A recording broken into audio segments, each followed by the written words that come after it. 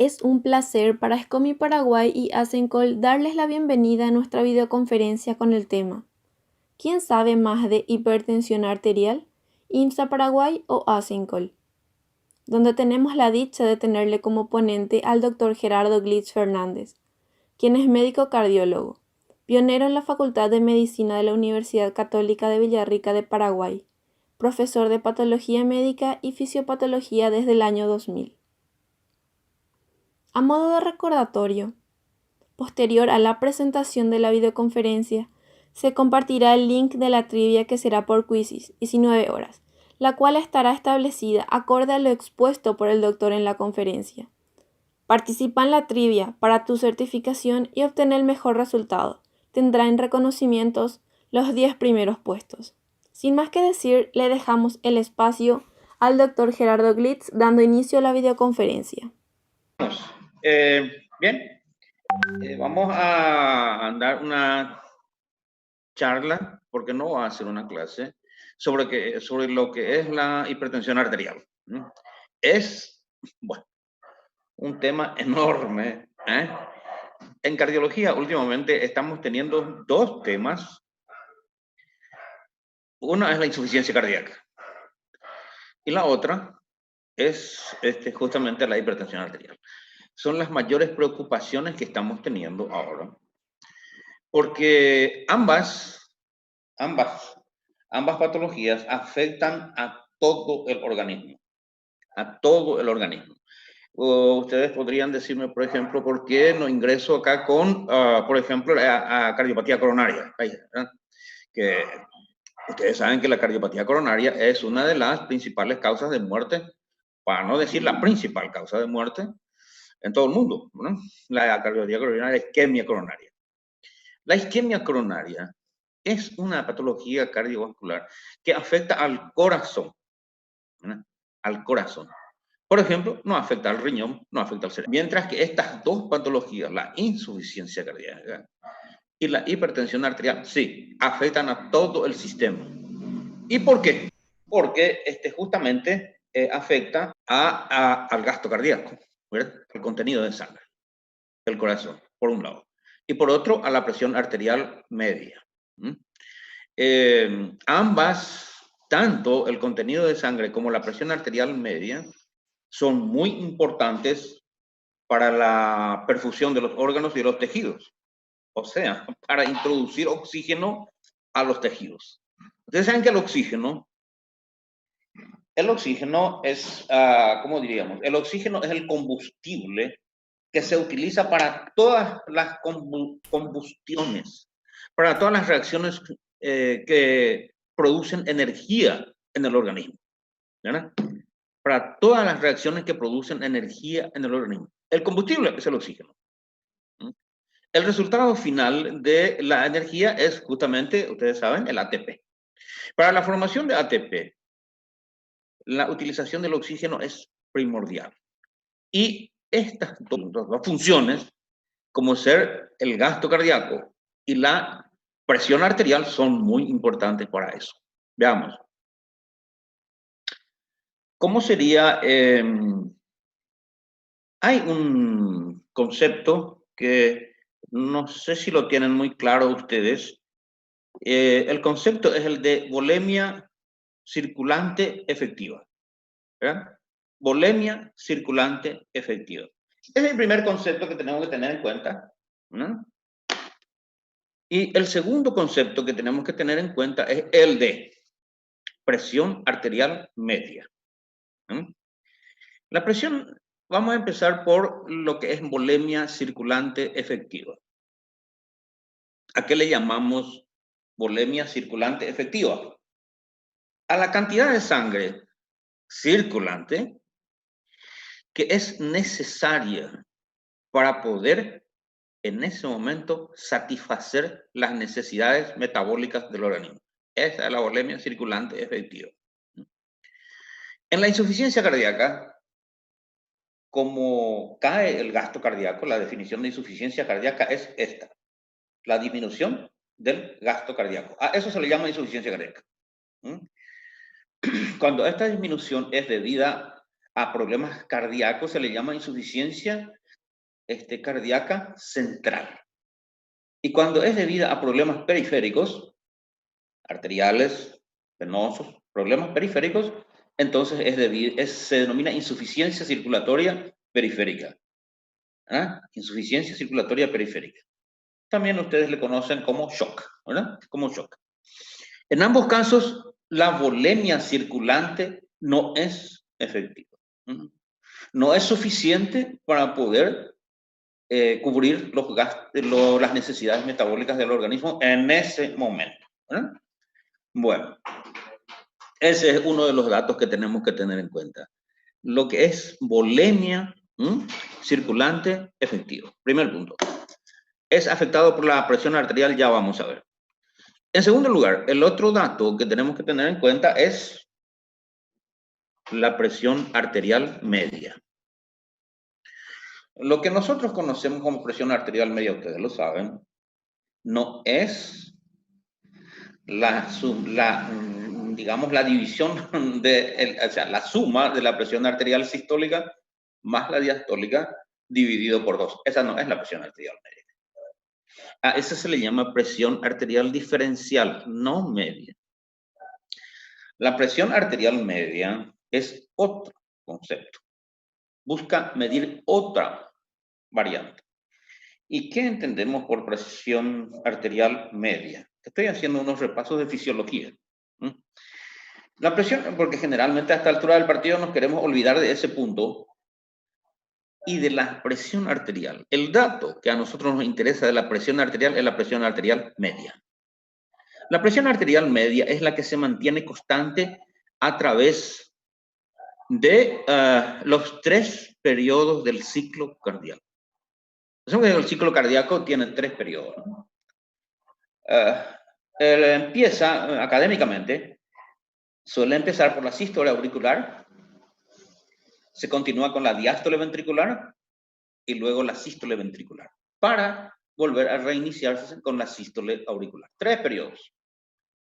La presión que mantiene dentro de las arterias durante esos 3 periodos, la presión varía mucho, pero la parte constante de la presión que se mantiene en esos 3 momentos del ciclo cardíaco es lo que se conoce como presión arterial media. Y es muy importante, porque la presión arterial media mantiene la presión durante todo el ciclo cardíaco, lo cual, si la presión arterial media no existiera, sería variante.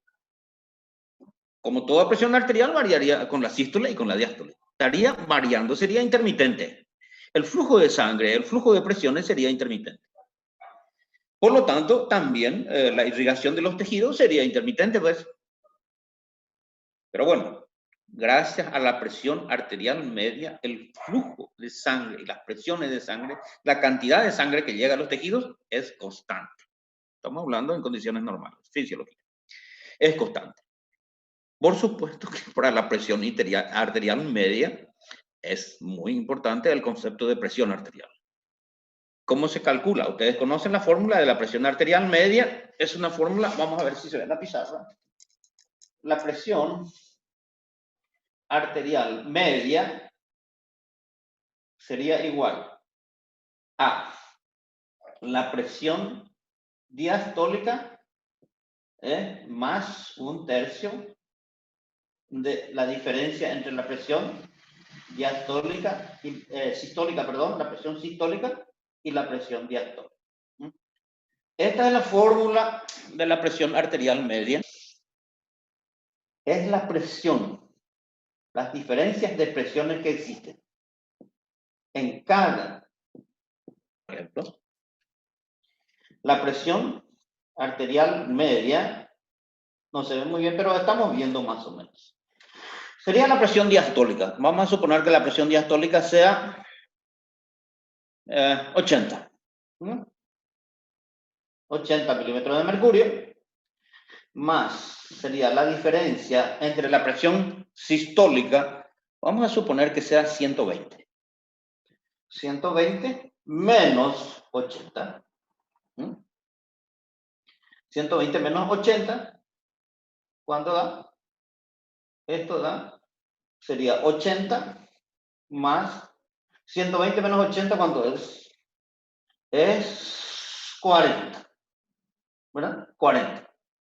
Es 40. Menos 40 sobre 3. ¿Eh? Y entonces la presión arterial media sería 80 más 40 sobre 3, que vendría a ser 40 sobre 3 vendría a ser 12, 36, 12 más o menos. Vamos a poner 13, más 3. Más 3. Lo que nos daría que la presión arterial media es igual a 93. Estamos ante un paciente ideal. Este es el concepto que quiero que les quede, chicos. Se considera normal la presión arterial media que oscila entre 90, ustedes saben eso por fisiología, entre 90 y 110. Entre 90 y 110. Voy a escribir con una virome con una pinza que... Entonces, sería entre 90 y 110. Esta es la presión arterial media normal. Vea, síganme un poquito acá.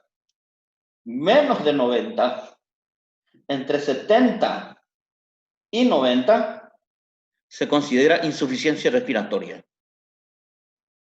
¿Está claro? Y menos de, o insuficiencia circulatoria, perdón. Insuficiencia circulatoria. Con menos de 70, vamos a poner 60 para atrás, con menos de 70, 60, se considera ya prácticamente incompatible con la vida. Estamos con un paciente con un shock grave. ¿Está claro eso? Repito, presión arterial media es la presión de perfusión. Es la presión que necesita la arteria para perfundir correctamente. Oscila para un individuo normal entre 90 y 110 milímetros de mercurio. Por debajo de 90 hasta 70 se considera insuficiencia circulatoria. Lo conocen normalmente ustedes. Insuficiencia circulatoria y respiratoria, por supuesto. Por debajo de 70, 60 milímetros de mercurio, 50 milímetros de mercurio, es incompatible con la vida. Es incompatible. Hasta 110 se considera también normal. Por encima, acá está la importancia, por encima de 110 de presión arterial media, el organismo reacciona. ¿Y qué es lo que hace? A nivel de ese órgano, a nivel de ese órgano que tiene una presión arterial media mayor de 110, a nivel de ese, vamos a suponer el riñón, que es el que nos va a afectar más. Vamos a poner el riñón. Resulta que en la arteria renal, la presión arterial media es de 112. Vamos a suponer. 112, 113, 112, 113. Entonces, inmediatamente, las arterias en ese órgano, inician su trabajo de regulación de la presión arterial por los medios locales. Inicia una vasoconstricción local. Inicia una vasoconstricción. Ese es el concepto que tenemos que tener muy claro. Inicia un proceso de vasoconstricción local, el riñón. También lo hace el corazón, también lo hacen los intestinos, también lo hacen los músculos, todo. Todo órgano sometido a una presión arterial mayor de 110 milímetros de mercurio inicia un proceso de regulación de la presión arterial local. Local. Para defenderse, por supuesto, de una presión elevada. Ustedes saben que los capilares, ya vamos a ver después, tienen sus funciones para las arteriolas para reducir la presión. Vamos a ver. Bueno, entonces, en principio, quedan estos dos conceptos bien claros. Por un lado, la volemia circulante efectiva. es la cantidad de sangre necesaria para perfundir correctamente los órganos. Y el otro concepto es el de presión arterial media. Es la presión arterial necesaria para perfundir correctamente los órganos. Esta presión arterial media es la que maneja el índice de saturación de oxígeno. Tanto la volemia circulante efectiva como la presión arterial media, ambas son muy necesarias para manejar la perfusión de los órganos. Los dos necesitamos suficiente sangre y suficiente presión. La perfusión de los órganos va a permitir a los tejidos oxigenarse. En una palabra, respirar. Entonces, eso es lo que el aparatito que mide eso, es lo que cualquier enfermera tiene en su bolsillo. Pone por el dedo del paciente, conocen ustedes el nombre de ese aparatito, ponen por el dedo del paciente y allí les mide el índice de saturación de oxígeno. Ese índice de saturación de oxígeno que nos está midiendo ese aparatito es la pauta que nos da el grado, la calidad de la perfusión renal. Entonces, si tenemos menos de 70, ya sabemos que ese paciente está en insuficiencia circulatoria y por lo tanto respiratoria. Si tenemos más de 110, sabemos que ese paciente va a iniciar inmediatamente un proceso de compensación. Entonces, la enfermera le pone por el dedo el aparatito y el aparatito inmediatamente le marca ahí el índice de saturación de oxígeno. Y ese nos está dando la pauta de estos dos elementos que les había comentado. El volumen circulatorio efectivo y la presión arterial media. Eso creo quedó bien comprendido, porque eso es necesario. Admitiré preguntas sobre el punto, porque ese es el punto. Ese es el punto. De por qué la insuficiencia cardíaca que reduce el volumen circulante efectivo o la hipertensión arterial que afecta a la presión arterial media provocan problemas en todos los órganos, no solamente en el corazón, como es el caso de la insuficiencia circulatoria, de la isquemia del miocardio, ¿verdad? De la isquemia, la patología coronaria, que solamente afecta al corazón. Por eso es que actualmente todas las reuniones, los consensos que se hacen por todos lados, es específicamente sobre estos dos temas. También hay consensos sobre patología isquémica coronaria, por supuesto, lo sabemos, pero la importancia son estos dos temas. De uno de ellos nosotros vamos a hablar ahora, ¿verdad? Ese es el primer punto. Admito preguntas sobre ese punto. Quiero que les quede muy claro, porque con eso van a trabajar ustedes. Ese no es un conocimiento simple de fisiología, porque bueno, yo que sé, uno dice, qué exquisito. No. Con esos dos elementos ustedes van a trabajar día a día en sus consultorios. Sobre esos dos parámetros ustedes van a trabajar. Sobre esos dos parámetros. Con los medicamentos antihipertensivos, modificación de hábitos, etcétera, todo lo que usted quiera. Todo el arsenal terapéutico que tiene la medicina trabaja sobre esos dos elementos. Por ejemplo, ya vamos a entrar con un pequeño paréntesis para que se entienda bien el punto. Vamos a suponer que vamos a utilizar una angiotensina, un inhibidor del ARA2. Por ejemplo, un inhibidor de la enzima convertida de la angiotensina. Hay muchos productos, los sartán, telmisartán, son muchos productos. ¿Qué va a hacer? Va a inhibir a la angiotensina. Y con inhibir, o sea, inhibe a los receptores, ¿no? Por lo tanto, la angiotensina no puede funcionar porque se inhibe a los receptores AT1 de la angiotensina. Bueno, en ese caso, la angiotensina no puede hacer dos cosas. No puede provocar vasoconstricción, con lo cual entonces impide que afecte a la presión arterial diferencial, ¿no? y tampoco puede provocar secreción de aldosterona, con lo cual impide, ¿verdad?, este medicamento que la angiotensina provoque retención de sodio y agua a través del mecanismo renina-angiotensina-aldosterona. Por eso les digo, estos dos puntos que acabo de mencionarles son vitales para el trabajo de ustedes como médicos, por toda su vida de médicos.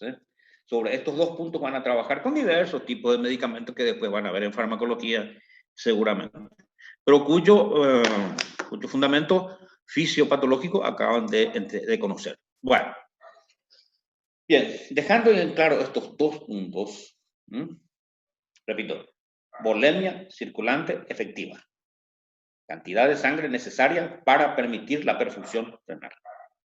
Segundo punto, presión arterial media, cantidad de sangre necesaria para perfundir correctamente la sangre.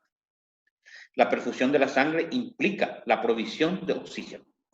Y la provisión de oxígeno implica la correcta respiración, oxigenación del tejido, para que pueda producir la energía suficiente para que este tejido, estas células de este tejido cumplan sus funciones. Bueno, eso se entendió entonces correctamente. El objetivo de la presión arterial es justamente eso. El objetivo de la presión arterial, digamos que son dos. Por un lado, no estamos saltando temas porque estamos dando generalidades, que son fisiología, pero que estamos dando un repaso porque si no, no entenderíamos nada de lo que viene después. Los objetivos de la presión arterial. ¿Por qué tenemos presión arterial? Porque si no más, porque a alguien se le ocurrió. No. La presión arterial, por un lado, tiene el objetivo de provocar la resistencia necesaria para provocar la postcarga. Ustedes conocen como postcarga todo el trabajo que el corazón hace una vez que se inició la contracción del ventrículo izquierdo. A eso se le llama postcarga. Lo que vendría a ser lo contrario, el complemento de lo que llamamos precarga. ¿Qué vendría a ser la precarga? La precarga es todo el volumen de sangre que recibe el corazón en el momento antes de iniciar la contracción del miocardio. Esa es la precarga. Todo el volumen de sangre que recibe el corazón en el momento inmediatamente anterior a inicio de la contracción del ventrículo. Generalmente se toma esto, se le llama también presión de fin de diástole, volumen de fin de diástole. Mientras que la postcarga es toda la resistencia que va a oponer la masa de sangre contenida en las arterias en el inmediato momento posterior al inicio de la contracción ventricular. Es muy necesaria la poscarga, porque sin la poscarga no tenemos fuerza de contracción. Sin la poscarga. El ventrículo desarrolla la fuerza de la contracción según la poscarga que tiene que enfrentar. Así como desarrolla la fuerza de la contracción según la precarga, el volumen que recibe. Ustedes conocen eso como ley de Starling del corazón, o principio o mecanismo de Frank Starling. Bueno, entonces, ese es el primer objetivo de la presión arterial, hacer que el ventrículo se contraiga con fuerza, que tenga la suficiente fuerza para enviar un volumen de sangre al sistema arterial. El otro objetivo de la presión arterial es justamente permitir la perfusión de los órganos, desde las arterias hasta los órganos. El primer objetivo es impulsar la sangre desde el corazón a las arterias. Y el segundo objetivo es impulsar la sangre desde las arterias hasta los diferentes órganos y tejidos de la economía. Me supongo que esto quedó también bien. Esto es fisiología. Y queda entonces bien claro Y lo mencionamos al principio de nuestra charla de hoy, porque lo de hoy va a ser una charla, como lo haríamos también si tuviéramos que dar una clase presencial. Lo haríamos esto. Quizás con un poco más detalle, porque ahí tenemos la pizarra, tenemos, en fin, algunos elementos que acá, lastimosamente, no podemos disponer por esta vía. Pero creo que quedó bien claro el objetivo. ¿Preguntas sobre esto? ¿Hay alguna? Yo sé que van a haber preguntas al respecto, con seguridad, pero si ¿qué es la presión arterial? ¿A qué le llamamos presión arterial? Entendemos por presión arterial a la presión que ejerce la masa de sangre circulante sobre las paredes arteriales. Y a su vez, la presión que ejercen las paredes arteriales sobre la masa de sangre durante la diástole. Repito, entonces, la presión que ejerce la masa de sangre circulante sobre las paredes arteriales durante la sístole y la presión que ejerce las paredes arteriales sobre la masa de sangre durante la diástole. Ustedes saben que estas dos presiones tienen una razón de ser.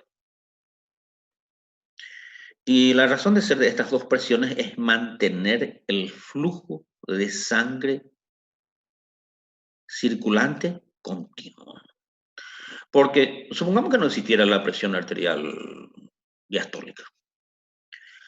Entonces la presión arterial diastólica, que es coincidente con la expulsión ventricular, sería, al igual que la expulsión ventricular, periódica, intermitente, ¿verdad?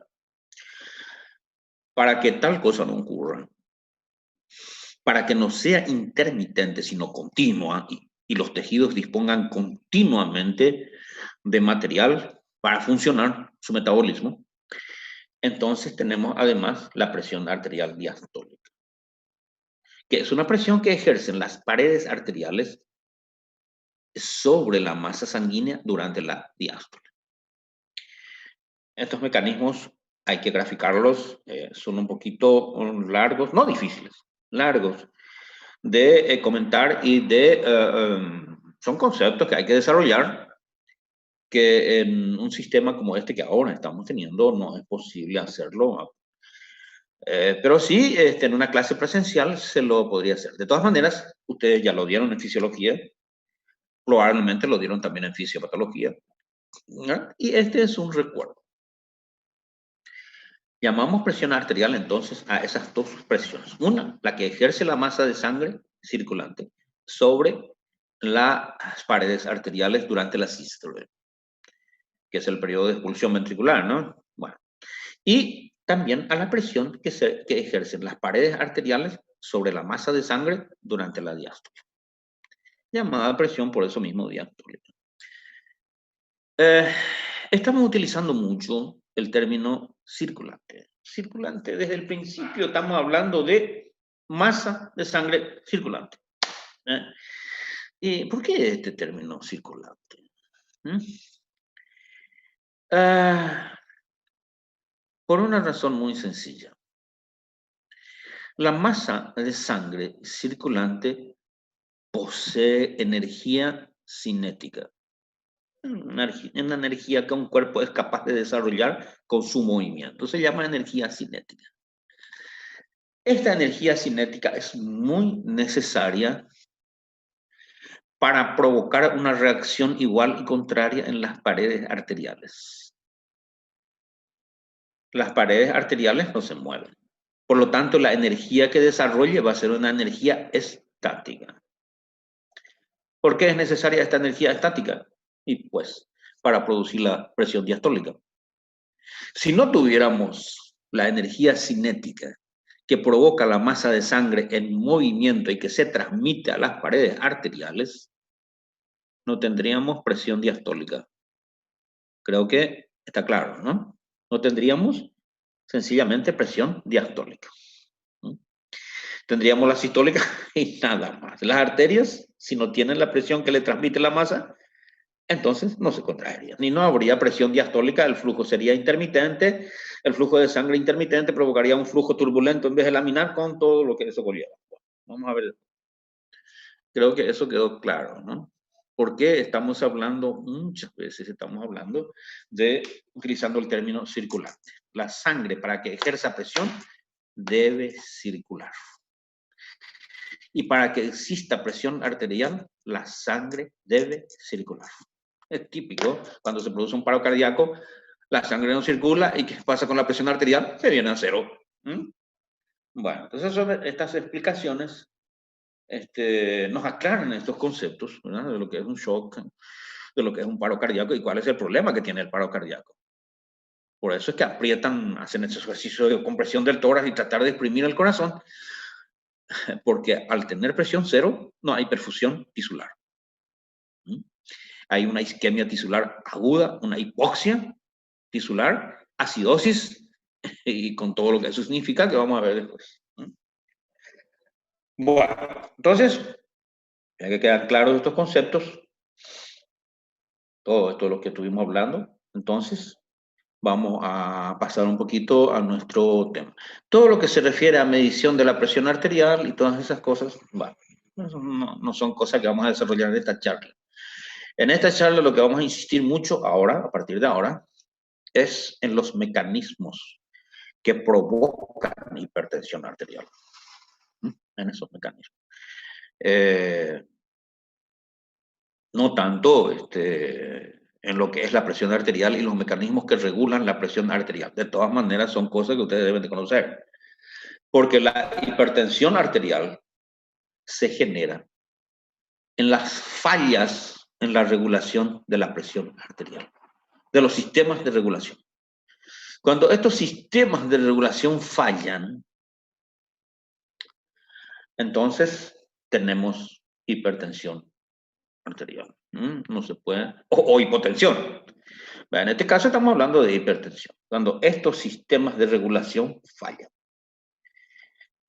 Generalmente a esta altura del partido, ¿verdad? Cuando estamos dando estas clases, muchos de estos conceptos previos, vamos a decir, suelen quedar un poquito olvidados o prendidos con alfileres, ¿verdad? Porque muchas veces no se da con tanto detalle. El problema en fisiología y también muchas veces en fisiopatología. Tratamos nosotros de hacerlo en fisiopatología. Creo que hemos dado unas clases al respecto. Pero, y sobre estos sistemas se basan los diagnósticos, las evoluciones y los tratamientos, sobre el conocimiento de estas fallas, ¿no? Entonces, ya ahora hemos definido lo que es la presión arterial. Y ahora vamos a entrar a tratar el tema de la hipertensión arterial. Vamos a empezar, como todas las veces, sabiendo o conociendo de qué vamos a hablar. ¿A qué nosotros le llamamos hipertensión arterial? Llamamos hipertensión arterial al aumento continuo y sostenido de las cifras de presión arterial consideradas como normales para la edad del paciente. Repito, llamamos hipertensión arterial al aumento continuo y sostenido de las cifras que nosotros consideramos como normales para la edad del paciente. Al respecto de eso, hay muchos libros que vamos a ver ahora cuando hablemos del Atlas, pero en líneas generales, para un paciente de mediana edad, vamos a poner 40 años, complexión normal de unos 70, etc. Las cifras consideradas como normales. No estoy diciendo que sean cifras normales. Porque nosotros en el caso de la presión arterial no podemos definir claramente qué es normal y qué no es normal. No podemos definirlo. No lo puede hacer nadie hasta ahora. No hay parámetros que puedan definir eso. Entonces, como no hay parámetros claros al respecto, se recurren entonces a cifras estadísticas. A cifras estadísticas. ¿Recuerdan? La curva de Gauss y todas esas cosas. Cifras estadísticas. Estadísticamente, y para unificar criterios, se han dicho que cifras entre 120 milímetros de mercurio de máxima, de presión máxima. Ustedes saben que la presión máxima es la presión sistólica. Y cifras de 80, de hasta 80 milímetros de mercurio para la presión arterial diastólica o mínima. Es lo que se considera entonces como presión normal, como normales para la edad mediana de la vida. Las cifras de presión arterial, por supuesto, que van cambiando con el progreso, ¿verdad?, de la edad, del tiempo, del paso del tiempo. Digamos que así, entre comillas, fisiológicamente, puede considerarse ciertas variaciones que están referidas a la edad, ¿verdad? Y también al sexo. El sexo tiene importancia por la masa muscular. El sexo tiene importancia por la masa muscular. Vamos a hablar ahora de esas cosas. Son cosas de fisiología. Pero entonces esas cifras son las que son consideradas como normales. Repito, un concepto que quiero que quede muy claro. En los casos de presión arterial no podemos hablar de normalidades. En realidad no hay tanto, no hay muchos parámetros en la medicina sobre los cuales nosotros podamos hablar de normalidades claras. Entonces, utilizamos los récords estadísticos. Y estadísticamente consideramos a una persona normal si su presión arterial sistólica no supera los 120 milímetros de mercurio y su presión arterial diastólica no supera los 80 milímetros de mercurio. Sí, tenemos una presión arterial sistólica que va entre 80 y, perdón, 120 y 140, y si además se acompaña de una presión diastólica que está superando los 80 milímetros de mercurio, entonces ya estamos en un estadio de prehipertensión. Un estadio de prehipertensión. ¿Qué significa eso? ¿Qué significa el término prehipertensión? Habrán escuchado varias veces en las clasificaciones, pero ¿qué significa ese término? El término prehipertensión significa que el paciente en ese momento tiene una presión arterial que corresponde a edades mayores. Todavía no es algo que se puede decir anormal o que pueda causar daño, pero es una presión arterial que corresponde a edades mayores. Si él tiene 40 años, posee una cifra de tensión arterial o de presión arterial que ya está correspondiendo a edades propias de los 50 o 60 años. A eso se le llama hipertensión. Quiere decir que los procesos de envejecimiento de ese paciente se han adelantado. ¿Por qué se insiste muchísimo en este tema, en todos los consensos, reuniones sobre hipertensión arterial que se hacen a nivel internacional? Por supuesto, en nuestro país no se hace, claro. Pero a nivel internacional, porque se considera que, y ocurre, que así como el sistema arterial está envejeciendo prematuramente, los otros sistemas del organismo también. También. Ustedes saben que envejecimiento significa disminución de las funciones. No significa arruga, yo qué sé, arruga, canas, no sé, debilidad muscular. No. Llamamos proceso de envejecimiento al proceso natural de pérdida o disminución, no pérdida, disminución de las funciones fisiológicas normales de un individuo. Entonces, habitualmente, ese individuo tiene parámetros que son relativamente superiores a los que tienen edades menores. Quiere decir que sus funciones ya no son tan efectivas como sería entonces con grupos etarios anteriores. A eso se refiere la preocupación grande que existe en el mundo en las fases de prehipertensión arterial, y se insiste mucho. No se da en estos casos, no se dan medicamentos, porque el paciente no está enfermo, solo que está sufriendo un proceso de envejecimiento prematuro.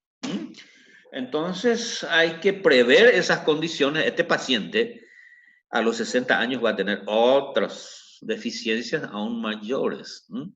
Entonces hay que prever, hay que precaverse para eso. Hay que decirle, bueno, señor, señora, usted a partir de ahora debe iniciar un proceso de cambio de sus hábitos físicos, dietéticos, etc. Bueno, entonces esa es la importancia de lo que se llama prehipertensión. Cuando las presiones arteriales van oscilando entre 140 y 160 milímetros de mercurio para la máxima o sistólica, 85 para arriba, 90. De presión diastólica, 90, 95, entonces ya estamos hablando de hipertensión arterial. Ya ahí ya es una fase franca de hipertensión arterial. Hipertensión arterial le llaman de fase 1 porque no se pueden observar lesiones aún en lo que nosotros conocemos como órganos blancos, que después veremos por qué se le llama órganos blancos, por qué esos órganos, como si la presión arterial elevada no afectara a todos los órganos. Afecta a los huesos igual que al cerebro. Solo que en los huesos no produce, digamos, la disfunción que sí va a provocar en el cerebro. Y ya veremos después por qué. Tiene su razón de ser. Todavía en este nivel, te llamamos fase 1 de la presión arterial, no pueden objetivarse, repito, objetivarse, lo cual no significa que no existan. ¿De que existan lesiones? ¿De que no existe? Por supuesto que sí. Solo que no son lo suficientemente importantes o intensas. Vamos a hablar de intensas, porque estas lesiones son muy importantes. Porque en las fases últimas, o en las fases más avanzadas de la hipertensión, las lesiones van a ser las mismas, solo que van a ser muchas más. Entonces, utilicemos el término importantes. Si bien existen las lesiones, no son lo suficientemente intensas ni extensas, y estos son los términos que vamos a usar en vez de importantes, porque ya dijimos por qué. Las lesiones aún no son lo suficientemente intensas y extensas como para provocar daños objetivables. Ustedes saben que objetivo, ¿se acuerdan de fisiología? El término objetivo significa medible. Todo lo que es medible es objetivo. Y lo que no es mensurable, lo que no es medible es subjetivo. Por ejemplo, ¿se acuerdan de semiología? Ustedes ya dieron eso. En semiología eso es básico. A las manifestaciones objetivas de una enfermedad se le llaman, en semiología, signos. Mientras que a las manifestaciones subjetivas de la enfermedad se le llaman síntomas. ¿Qué significa objetivo? ¿Qué se puede medir? Por ejemplo, una fiebre es un signo. ¿Y por qué razón? Porque te colocan un termómetro y miden. Un dolor. El dolor. El dolor es subjetivo. No es subjetivo. ¿Y por qué? Y porque si bien está ahí, es una realidad, pero no se puede cuantificar. Y al no poder cuantificarse, entonces no se puede medir. Eso es subjetivo. En el caso de la hipertensión arterial, en su primera fase, en su fase inicial, fase 1, fase primera fase. Esta hipertensión arterial de grado 1, fase 1, no manifiesta aún alteraciones objetivables. Repito, lo que no significa que no haya alteraciones, porque las alteraciones hay. Si no existieran las alteraciones, no habría problemas. Bueno. Después, cuando la hipertensión arterial supera los 160, estamos hablando de cifras estadísticas. Cuando la hipertensión arterial supera los 160 milímetros de mercurio de presión sistólica, o llega a los 100 más de presión diastólica, entonces ya estamos en presencia de lo que se llama hipertensión arterial fase o grado 2. ¿Por qué 2? ¿Por qué 160? Porque en este caso sí ya pueden objetivarse las lesiones en los órganos blancos que producen la hipertensión arterial. El gran espejo del sistema nervioso es el fondo de ojo, ¿no? Así como el gran espejo del sistema cardiovascular, especialmente del corazón, es la función diastólica, ¿verdad? ¿Te acuerdas? La función diastólica. En fisiología, cuando hablamos de fisiología, función diastólica. O en fisiopatología. La función diastólica objetivable con el ecocardiograma y con el electrocardiograma en algunas posiciones que deben ustedes buscar siempre que tengan una hipertensión arterial, un paciente hipertenso, es el espejo del corazón.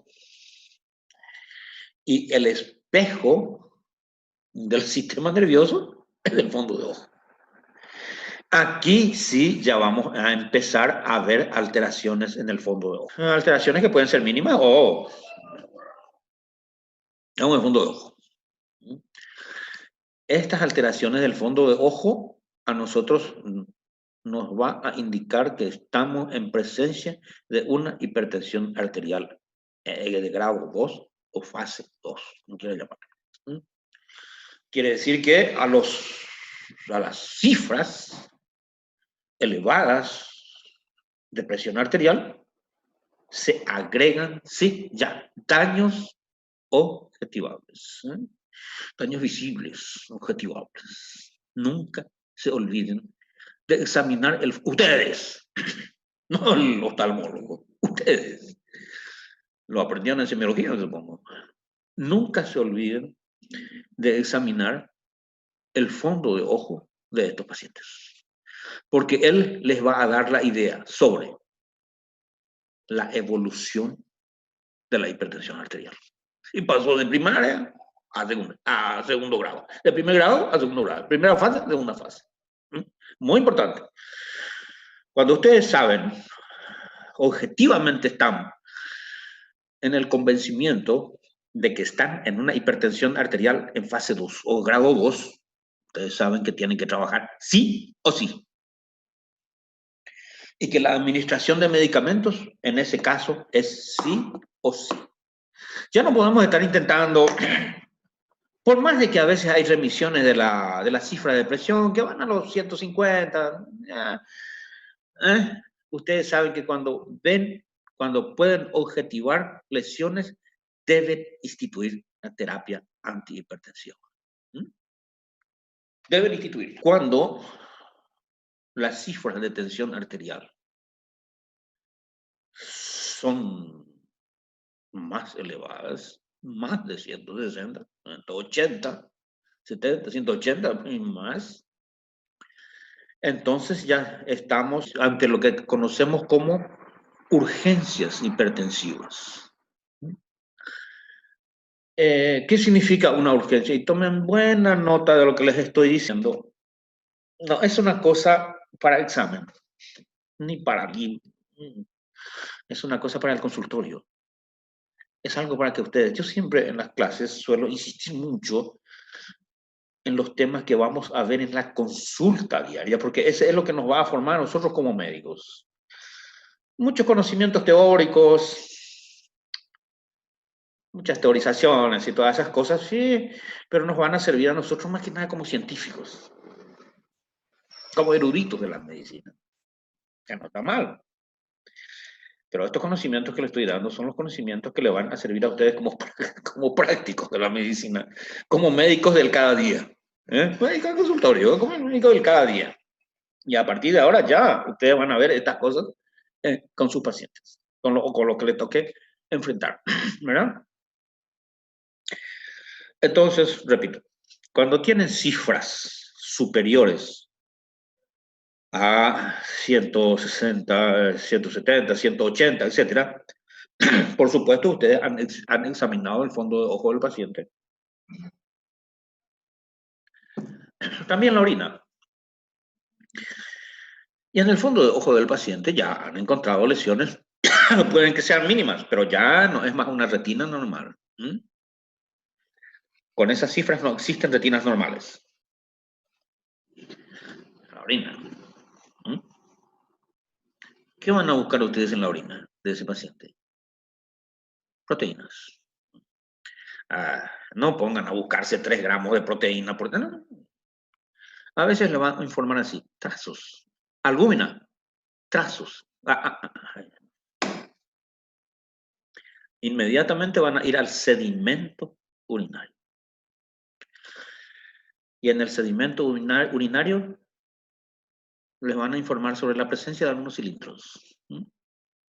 Cilindros y alinos, algunos, escasos cilindros y alinos. Así le informan. Y proteínas, trazos. Ya está. Eso. Cuando ustedes están con eso, es un paciente severo.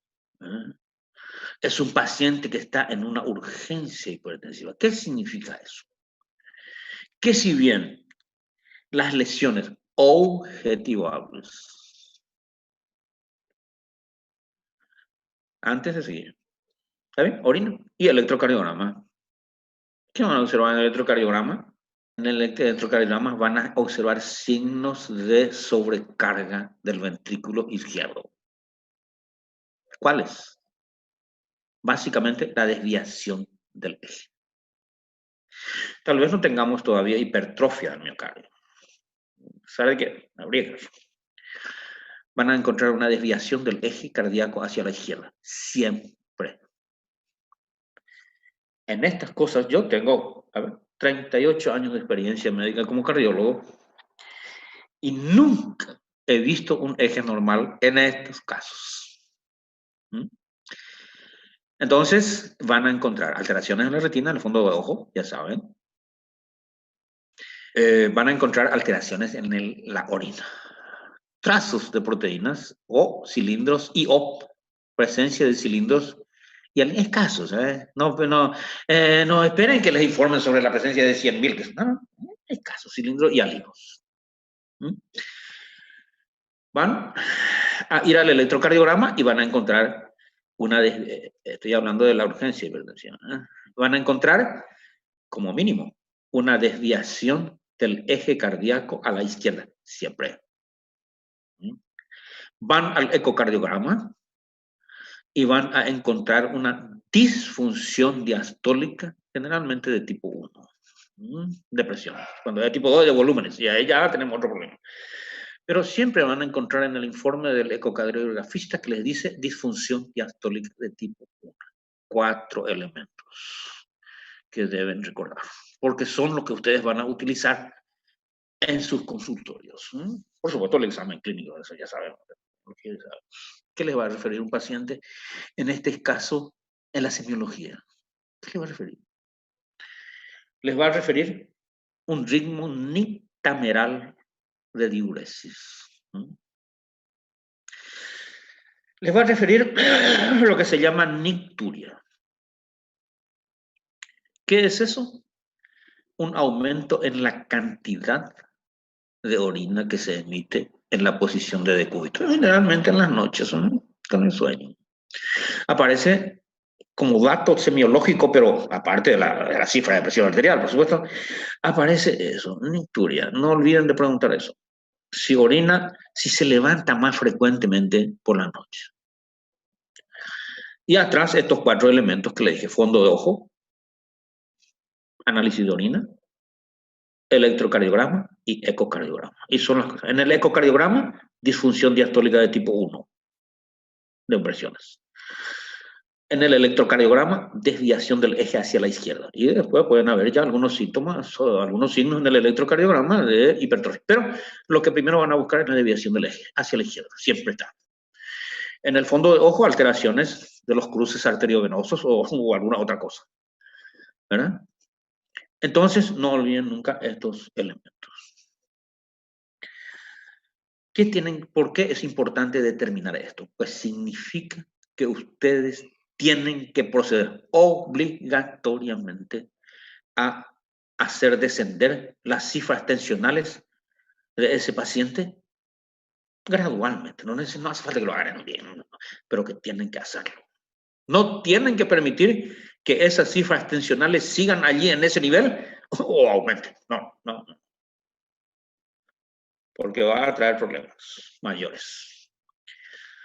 Cuando, además de las cifras tensionales altas, ¿no?, mayores de 170, mayores de 170, además de eso, aparecen lesiones o síntomas que implican alteraciones profundas, alteraciones intensas de ciertos sistemas, como el sistema nervioso, el aparato cardiovascular, especialmente esos dos, que pueden poner en peligro la vida del paciente. Estamos ante lo que se llama emergencia hipertensiva. Ya no es una urgencia hipertensiva, es una emergencia hipertensiva. ¿Por qué es necesario que ustedes clasifiquen bien esta cuestión? Porque es terapéutica. Tiene importancia terapéutica. Cuando están en presencia de cifras altas, más alteraciones funcionales, esta ya no es objetiva, funcionales, de ciertos órganos y sistemas, especialmente el sistema nervioso y el sistema cardiovascular, y los dos, uno no más, los dos, cuando tienen, y los otros también, cuando tienen alteraciones de este tipo, entonces están ante lo que se llama una emergencia hipertensiva.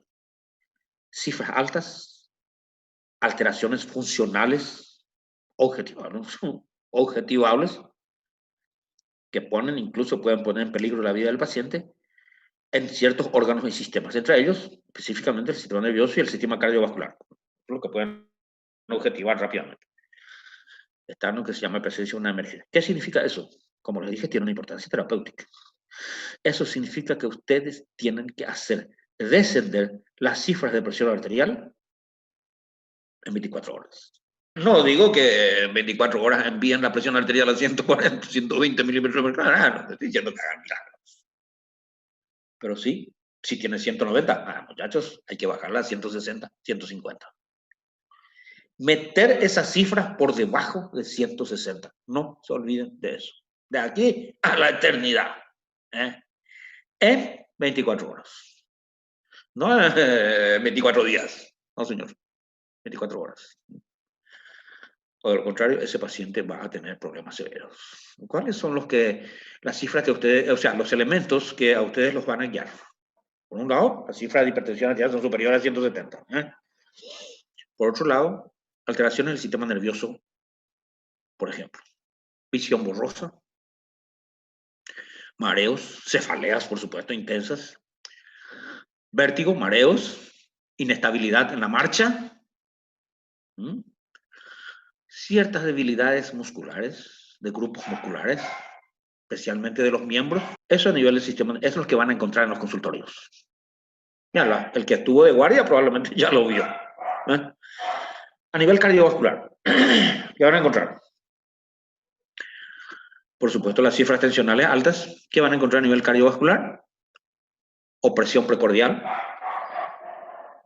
aumento de la frecuencia cardíaca, percepción de esos aumentos que se llaman palpitaciones, opresión precordial, dificultad respiratoria, disnea. Eso van a encontrar.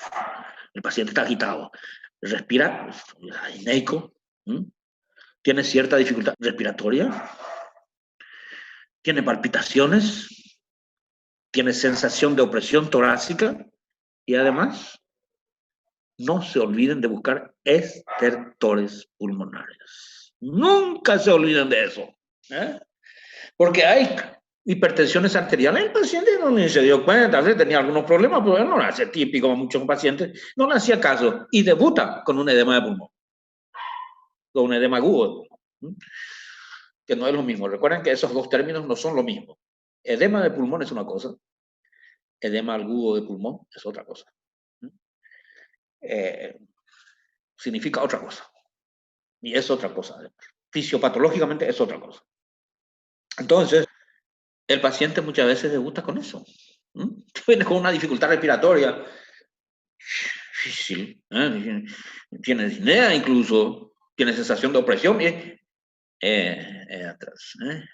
Busquen siempre los estertores pulmonares. Consejo de viejo habitante de los consultorios de más de casi 40 años. No se olviden nunca de eso. Aunque, miren, aunque el paciente muchas veces esté un poco ansioso, no tenga precisamente una disnea franca, no se olviden de buscar atrás. Bueno, esos son los síntomas con los que se van a encontrar. Neurológicos y cardiovasculares. Eso siempre está. Cuando vean eso, una de esas cosas más las cifras altas de hipertensión tienen una historia, más tratamientos mal efectuados, mal sobrellevados, mal cumplidos, etcétera, etcétera. Ustedes saben que están en presencia de una emergencia hipertensiva. ¿Qué significa?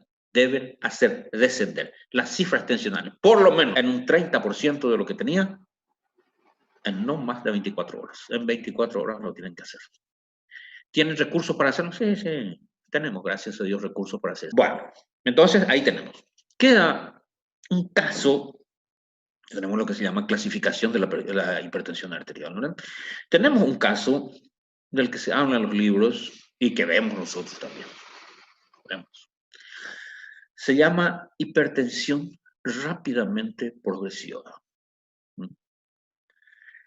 ¿A qué llamamos hipertensión rápidamente progresiva?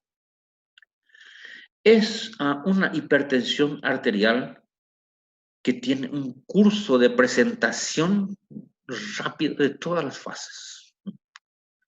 Desde las fases iniciales de la hipertensión arterial, que recuerden que se manifiesta nada más que por alteraciones de cifras tensionales, hasta las lesiones severas de los órganos blancos, cursa rápidamente, rápidamente, muy peligrosa y muy difícil de atajar. No se crean que ustedes dándole, no, porque su base fisiopatológica es la misma que la presión en general, pero más intensa, más extensa, más intensa y más extensa. Ustedes saben que la base fisiopatológica de la hiperdisfunción endotelial, ¿no? Esa es la base fisiopatológica de la hipertensión arterial, la disfunción endotelial. Cuando esta disfunción endotelial es intensa, avanzada en su anatomía o en su anatomía patológica, y además es extensa, se produce muy rápidamente en muchas zonas del organismo, entonces aparece esta hipertensión rápidamente maligna, severo caso. Es que yo les suelo decir a los muchachos, no les deseo a ninguno de ustedes que en el consultorio se topeten con ese problema, porque es multidisciplinario. Nunca pretendan tratar un caso de hipertensión rápidamente progresiva haciéndose ustedes los... No, ahí no hay héroes. Es un trabajo multidisciplinario entre ustedes, el endocrinólogo, el neurólogo, ustedes cardiólogos, el endocrinólogo, el neurólogo y también el clínico. Ahora, tener en cuenta ese detalle. Bueno, ahí con esto hemos contemplado la cuestión de la clasificación de la hipertensión arterial. Nos ha llevado el tiempo, una hora prácticamente. Como les dije, es un tema grande. Aunque tengamos que darlo de una manera no tan completa como estamos dando ahora, me gustaría que hubiera sido mucho más completa. Pero ¿saben qué es lo que pasa? A este respecto, yo no vine hoy a venir a repetirles lo que está en los libros. Para eso ustedes tienen los libros.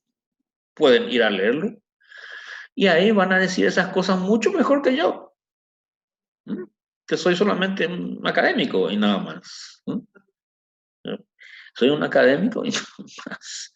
En los libros van a encontrar estas cosas mucho más desarrolladas, con mucho más tino, mucho más que lo que yo les pueda dar, ¿verdad? Entonces, cuando la compañera de ustedes, Shelly, me propuso esto, fue para que yo pueda darles a ustedes lo que también está en los libros, no tan claro. ¿No? Aquellas cosas de las cuales tenemos que conversar. Entonces, es necesario, y yo estoy dispuesto para terminar este tema a dar alguna que otra charla más al respecto cuando examinar este tema de esta manera. Y si ustedes van a pedir que se les den charlas y conferencias para ir a repetirles lo que está en un libro, quédense en su casa. En su casa, ya toman un café, no sé. Y lean el libro y ya está. Lo que yo tengo que venir a decirles acá es lo que yo he pasado, no lo que yo sé, porque todos sabemos de hipertensión arterial, incluso ustedes. En lo que yo pasé con la hipertensión arterial durante años. ¿No? Y eso es lo que ustedes tienen que saber. En este tipo de charlas es lo que les aconsejo a ustedes. Por ahí, sí. Ahora ya no podemos seguir esto, la plataforma ya no da, pero si ustedes desean después, podemos conversar sobre alguna posibilidad, porque para hablar de la fisiopatología de la hipertensión arterial necesitamos de esta manera mínimo una hora. ¿No? No es una cosa que ustedes la van ni yo ni nadie la va a tragar. No, así. ¿No? Así que por ahora me despido de ustedes. Doy por terminado acá porque la plataforma ya no da. Y después veríamos si hay posibilidades de seguir con esta cuestión, con esta charla. Nada, fue un placer para mí, fue un gusto. Les deseo que pasen un muy buen resto de jornada. Fue un gusto, un placer.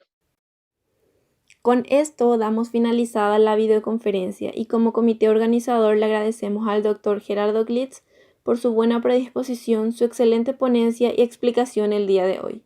Y por supuesto, a cada uno por su participación. Esperamos que haya sido del agrado de ustedes y que les haya llegado de la mejor manera. En caso de tener alguna duda, pueden hacer las preguntas en el grupo de WhatsApp, donde el doctor mismo estará respondiéndoles. Y por último, no se olviden la trivia en Quizzes hoy a las 19 horas. Los esperamos.